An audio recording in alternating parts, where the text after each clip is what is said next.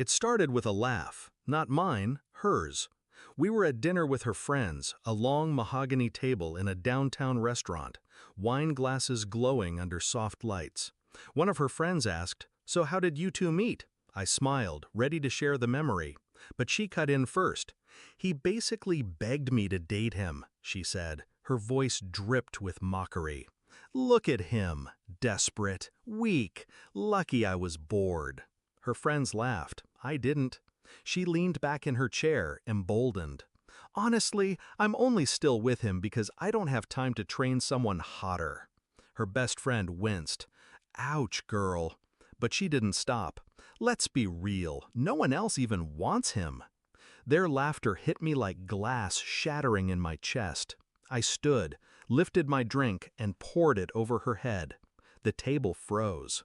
I didn't shout, I didn't curse, I didn't even look back. I left. That was last night. Backstory, how it began. She wasn't always cruel. When I met her, she was radiant, fire in her eyes, ambition in her voice. She made me feel chosen, like I mattered. We were different. She came from privilege, I from nothing. But she claimed she loved my drive, my grit. She said I grounded her. I believed her.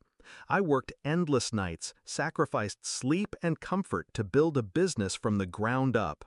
And every milestone I reached, I thought of her. Every victory I dedicated silently to us. But somewhere along the way, love turned into convenience for her. And I became less a partner, more a prop. Discovery of betrayal. The signs were there. Her eyes wandered in crowded rooms. Her laughter grew sharper, more at my expense than with me. Her affection became performance. Kisses when others watched, silence when no one did. And then I saw the message. A chat thread she carelessly left open. Her friend had texted, "Why are you still with him?" Her reply, "Because he worships me. Because no one else will. And because it's easier than starting over." I didn't confront her, not then. I closed the screen, locked the knowledge away. That was the moment I stopped being her fool and started being her reckoning. Shift in mindset, the plan. Revenge doesn't come from rage. Rage is sloppy, loud, predictable. Mine would be silent, precise, surgical. She prided herself on control. She thought she owned the narrative. Me, our marriage, the image we projected. She needed the world to believe she was untouchable. So I decided I would watch that image crumble. Not with screaming, not with fists, but with paperwork, signatures, and timing. The kind of destruction that looks, from the outside, like justice. Execution of the plan. Last night, when the wine still dripped from her ruined hair, I went home and opened my safe. Inside was every document she thought didn't exist. Bank statements in my name alone. Titles, deeds. Proof that the business wasn't ours, it was mine.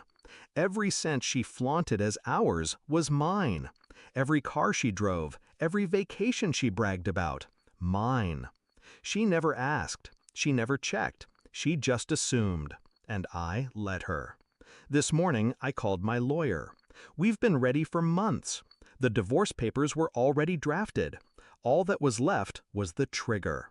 Last night was the trigger. By midday, the documents were filed. Her phone lit up with notifications she couldn't ignore. Asset separation, court summons, requests for disclosure. And then, the part she never saw coming, my lawyer dropped the clause she signed years ago when I convinced her to waive rights to my premarital assets. She didn't even remember. Too arrogant to read what she signed. Everything she thought she owned, gone. The house, the cars, the accounts, the life. Climax, the confrontation. By evening, she was at my door. Hair damp, makeup smeared, desperation in her eyes. "We need to talk," she said. I let her in, sat across from her in silence. Her voice cracked. "You're really doing this? Over a joke? Over dinner?" I leaned forward, calm, controlled. Not over dinner, over years. She flinched. You embarrassed me in front of my friends, she snapped. I almost laughed. You destroyed us in front of the world, one insult at a time. Last night was just honesty in the open. Her bravado collapsed. You can't do this. I have nothing without you. I studied her face. For the first time, she was stripped bare. No mask, no arrogance, just fear. I stood, opened the door. Exactly. She didn't move. Tears welled in her eyes. Please, don't leave me like this. I held her gaze. You already did. And I closed the door. Resolution, reflection. Now she's blowing up my phone. Messages ping every few minutes. Apologies, rage, begging, threats. I don't answer. I won't. For years, she thought I was weak, desperate, a man who should be grateful to exist in her orbit. But tonight, she knows the truth. I was never desperate. I was patient. And patience, when sharpened, is the deadliest weapon of all.